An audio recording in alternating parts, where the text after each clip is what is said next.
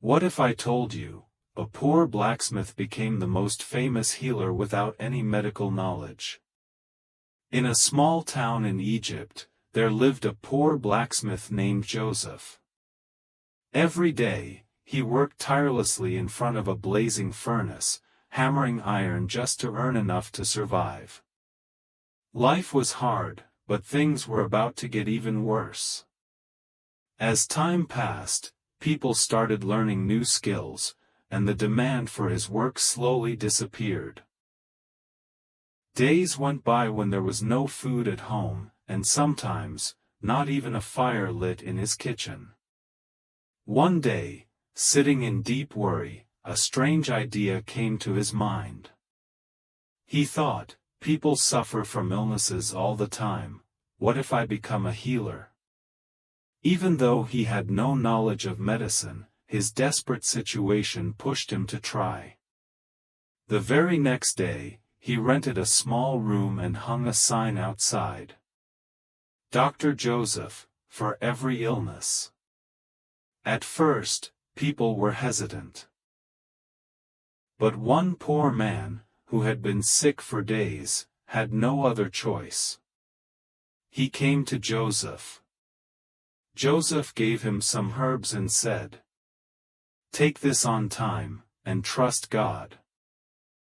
Surprisingly, within a few days, the man recovered. He started praising Joseph all over town. Slowly, more people began to come. And one by one, they all started getting better. In that same town, there was an experienced old physician named Dr. Edward.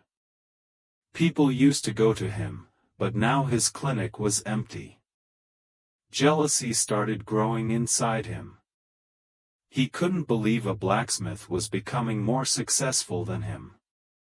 Soon, news reached the tribal leader. The chief fell seriously ill. He was first taken to Dr. Edward, who gave expensive medicines, but nothing worked. Finally, someone suggested taking him to Joseph. At first, everyone refused, but when the condition got worse, they had no choice. Joseph examined the chief carefully, checked his pulse, and stayed silent for a moment. Then he gave a simple remedy and said, "Give this on time, and let him rest. He will recover." Everyone was shocked. But within days, the chief was completely fine. Now Joseph became famous everywhere. People started calling him a miracle healer. Dr. Edward couldn't bear it anymore. He went to complain to the ruler. "Your Majesty," he said, "this man is a fraud. He is playing with people's lives." The ruler, Sultan Saladin, was wise and just. Instead of judging quickly, he decided to find the truth himself. The next day, he disguised himself as a common man and went to Joseph's clinic, pretending to be sick. Joseph looked at him carefully, checked his pulse, and then walked towards the furnace. He heated an iron rod until it turned red hot. Then suddenly, he brought it close to the man's wrist and lightly touched it. The Sultan was shocked, but stayed calm. Joseph smiled and said, "You are not sick. Your illness is in your mind.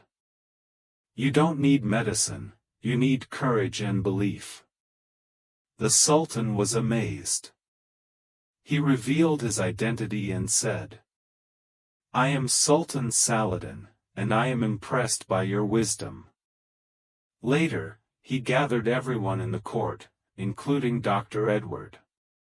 The Sultan declared, "This man may not have formal knowledge, but he has healed people with hope and kindness, and that is true healing."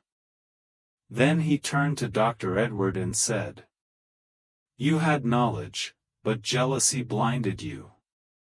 Dr. Edward felt ashamed and asked for forgiveness.